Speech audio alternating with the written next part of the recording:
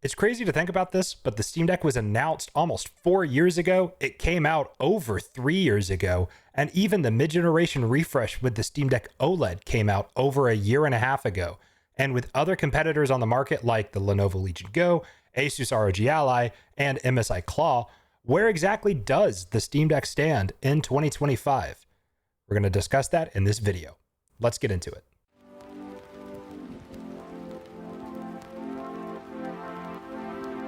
So currently in 2025, there are only two models of the Steam Deck. You can get a Steam Deck LCD or a Steam Deck OLED. Obviously, the main difference between those two devices is the screen. The LCD does not have an OLED display. Only the Steam Deck OLED does, right? But there are other minor differences between the two. For example, the Steam Deck OLED has Bluetooth 5.3 rather than on the LCD, it has 5.0. The Steam Deck LCD has Wi-Fi 5, while the OLED has Wi-Fi 6E. But generally speaking, they're both pretty much the same device with just different max storage configurations and also different battery healths and a couple minor details as well. But if you're curious about knowing more of the in-depth differences between the two devices, I'll put a screenshot up on screen right now, but they both run games pretty much the same. So with all that being said, how well can the Steam Deck run modern AAA titles? And honestly, the answer to that question is, it can run them okay. It depends on the game that you're playing. It depends on what your target frame rate is. But realistically, most modern games like Doom: The Dark Ages, Kingdom Come: Deliverance 2, and whatever else, Cyberpunk 2077, will run on the Steam Deck, but you won't be getting a crazy 4K, 120 FPS experience. It'll probably be more like 800p 30 FPS, which is playable. I would consider anything below 30 FPS to be absolutely unplayable. 60 FPS is what I try to achieve in most games. 30 FPS is the bare minimum. Anything below 30, not playable in my opinion. But if you're okay with 30 FPS, you can play most modern AAA games on the Steam Deck. But as graphics continue to get better, as hardware continues to get better, the Steam Deck will eventually be left behind. And in some ways, it kind of already has. But that's not where the Steam Deck shines to me in the first place when I first got it a couple of years ago, right? The Steam Deck for me is an absolute backlog crusher. And that's where a device like this shines. So while you technically can play a modern AAA game like Cyberpunk 2077 or Elden Ring or Doom: The Dark Ages, you could also just pick up a Steam Deck and look at it like a portable Xbox One, PS4 era console. And I think that's where this shines. Most games from 2017 and earlier run like a dream on the Steam Deck. And it's because they're not games that are expecting you to have a PS5 or an Xbox Series X or an RTX 3080 or something like that, right? Like games from that era run like a dream on the Steam Deck. And that's personally what I use the Steam Deck for, and indie titles as well. I've been playing a game called Angerfoot on this. I have not even touched the game on my setup. I don't even think I have it installed on my PC. But on the Steam Deck, if I go ahead and turn this thing on really quick, this is the most recent game I have played on this thing, and I'm absolutely loving my time. You can see it right there, Angerfoot. I'm absolutely loving my time with that game on the Steam Deck, and it runs beautifully, and it's just a smaller indie game. It's not a behemoth like Cyberpunk, but smaller indie games, older games from your backlog, games from the mid to late 2010s and earlier, all run fantastically on this. And so somebody like myself, there are a lot of classic games that I've never played, like BioShock. So I plan on, once I finish Angerfoot, I'm going to play through the BioShock games. I've played Infinite, but I've never played BioShock 1 or BioShock 2, which I've told some of my friends about, and they were absolutely astonished. So in terms of crushing games in my backlog, like the BioShock series, the Steam Deck's perfect for that because it can run them really well. And you can just kick back on the couch or in bed and play the Steam Deck, have a show on in the background. You know, my generation, I can't just do one thing at once. I have to listen to a podcast while cleaning the house, while also watching TV at the same time. So having the ability to pull up a game like Angerfoot or BioShock or whatever on this little device and sit anywhere in the house and play that game and just crush my backlog, that is where the Steam Deck excels. Not, in my opinion, not in running games like Cyberpunk or Elden Ring or Kingdom Come: Deliverance 2. As great as those games are, I think the Steam Deck is perfect for crushing your backlog or picking up titles that you just never got around to playing and finally giving them a shot. And one of my favorite things about the Steam Deck, unlike an alternative mobile gaming console like the Switch or the Switch 2, is I have my entire Steam library on this thing. So Steam has started to mark games and go through and test games that are either great on deck or verified and playable.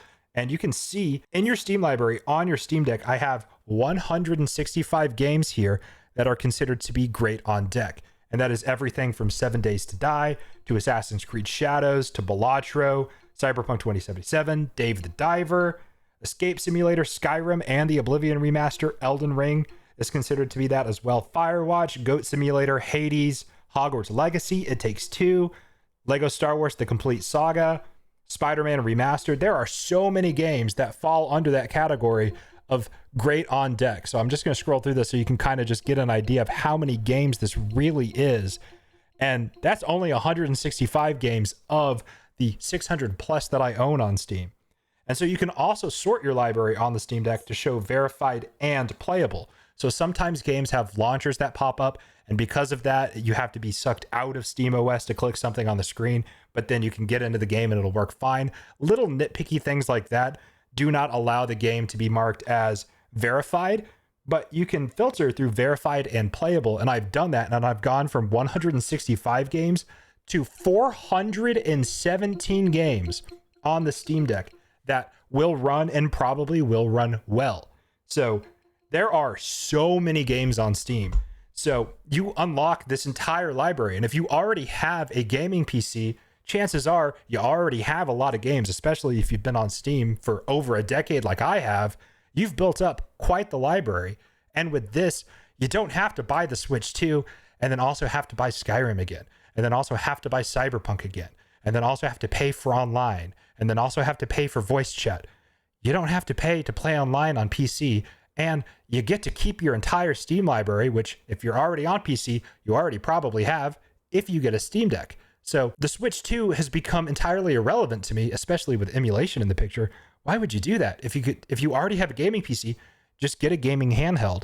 And if you don't care about not having Windows, the Steam Deck is an excellent option, and it unlocks your entire Steam library for you on the go. And the portability of the Steam Deck really is one of its main selling points, because yes, you could get a gaming laptop and you could have a higher end gaming experience on the go with a laptop, but you have to lug around a laptop. With this thing right here, the Steam Deck, it comes in its carrying case.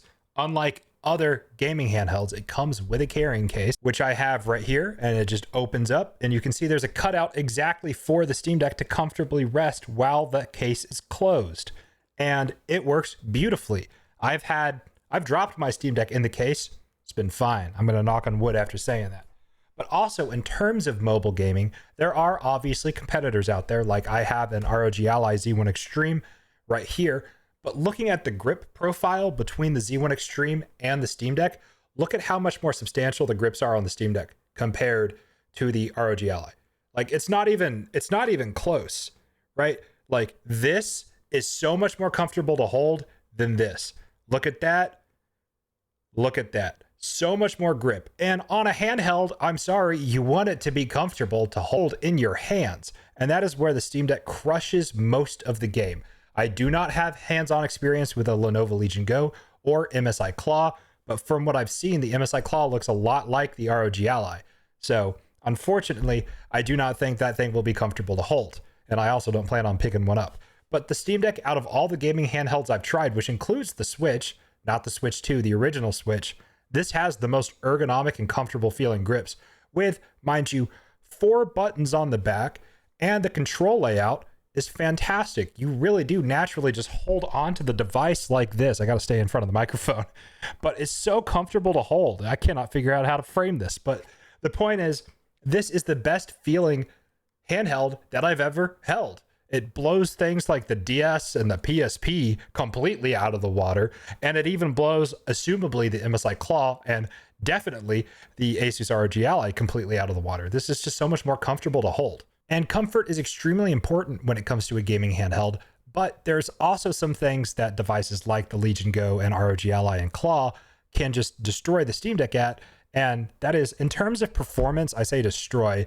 The ROG Ally is just more powerful. This is the Z1 Extreme. It simply is just more powerful than the Steam Deck OLED. So if I wanted to play a more modern AAA game like Assassin's Creed Shadows, I didn't even really bother playing that on the Steam Deck. I installed that on the ROG Ally Z1 Extreme and had a decent time with it. So while yes, you can play modern games on the Steam Deck, as I alluded to earlier in the video, it's probably recommended that you don't, just because you won't have a fantastic experience. Now, if you don't care, you just want to play the game, go for it. But there's also just some compatibility with games that's a little iffy on Linux.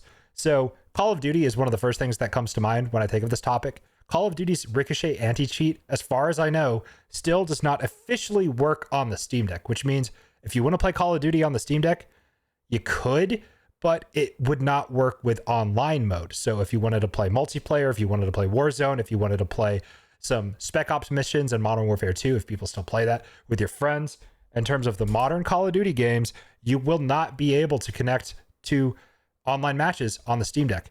And that just works flawlessly on the ROG Ally Z1 Extreme, because the ROG Ally uses Windows and not Linux. So you can just install Call of Duty like you would on any other Windows-based gaming PC onto this, and it just works. And yes, I know that dual booting is possible, and if you wanted to dual boot to be able to play modern Call of Duty multiplayer on the Steam Deck, you absolutely can, but you got to keep in mind that your average consumer probably won't do that, and even me, I don't do that. I just want to use the Steam Deck OS as it is, so I haven't even installed Windows onto my Steam Deck at all. But that does lead us into our next topic pretty flawlessly, and that's just the customization you can do with the Steam Deck. Whether you have the LCD or the OLED model, you can install different boot videos, you can completely change the way your Steam Deck looks, you can use tools like the Proton compatibility tool, you can install EmuDeck, as I said, you can dual boot into Windows. There's just so much that you can do to make your Steam Deck your Steam Deck.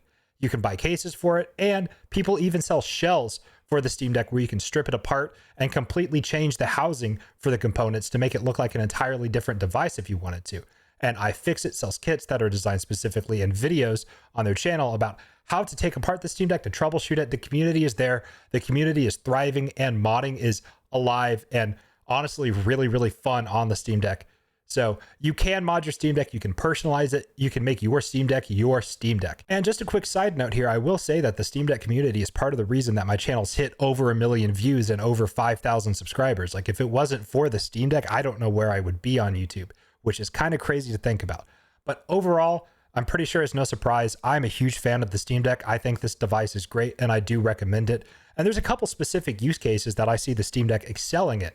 For example, if you've got a young kid who wants to get into PC gaming, but you're not entirely sure if they're ready for the whole PC gaming setup thing yet, you can pick them up a Steam Deck LCD, and they can build their Steam library, play cheaper, older games, get to experience some of the best games out there, and then eventually, when they get their full gaming PC setup, their Steam library will come with them from their Steam Deck to their gaming PC. Or if you're like me and you already have a gaming PC and you've been on Steam for well over 10 years and you've just had some classic games slip through the cracks, like BioShock for myself, you can finally play through those, kick back, relax on the couch, watch a show in the background or something, and crush your backlog. And the portability of a device like the Steam Deck just excels over a laptop. Laptops are much more powerful than gaming handhelds, but it's just much easier to, sit down at the airport and play this rather than get out a laptop, set it up, plug it in, get it booted up, get your mouse out, get your headphones on, and then all of a sudden it's time to board your flight, right? This is just much more convenient. So overall, it should be no surprise to you based on my tone throughout this video that I do recommend the Steam Deck in 2025. I still think this device has a fantastic place on the market. And while there are other alternative and more powerful devices like the ROG Ally, the Steam Deck is much more comfortable to hold, and it's much more plug and play. I think SteamOS blows Windows handheld mode completely out of the water. And if you want a console-esque streamlined experience, you won't get that here, but you'll get that on the Steam Deck. So I think the Steam Deck is absolutely still worth it in 2025. It is a fantastic device that I still use pretty much daily. And I think that if you have the money for it, go for the OLED. If you really want to go out, do what I did and get the OLED 1 terabyte. But even the LCD Steam Decks are still great devices. The only reason I don't have mine anymore is somebody wanted to buy it off me and I used that cash to pick up an OLED. But overall, I think the Steam Deck is absolutely still worth it in 2025. And while it'll eventually get left behind in terms of raw graphical performance, and 10 years from now, I still think the Steam Deck holds a place for people to play those games from the PS4 and Xbox One era and earlier. So the Steam Deck is absolutely still worth it in 2025. And in my opinion, why would you pick up a Switch 2 when you can get a Steam Deck and then install EmuDeck and play Switch games on this and still have an entire PC library with access to both Sony and Microsoft exclusives as well. I just don't see the market for the Switch for somebody like myself. So overall, the Steam Deck is absolutely still worth it in 2025. Don't mind my dog in the background, but I really do appreciate you guys watching these videos. It's nice to be back here on YouTube. So like and subscribe if you enjoyed. Let me know what you guys think about the Steam Deck down below. Do you still have one? Did you sell yours? Are you planning on picking one up? Let's start a conversation in those comments. Thank you so much for watching. My name is Release Radar, and I'll catch you guys in the next video of whatever I make. Peace.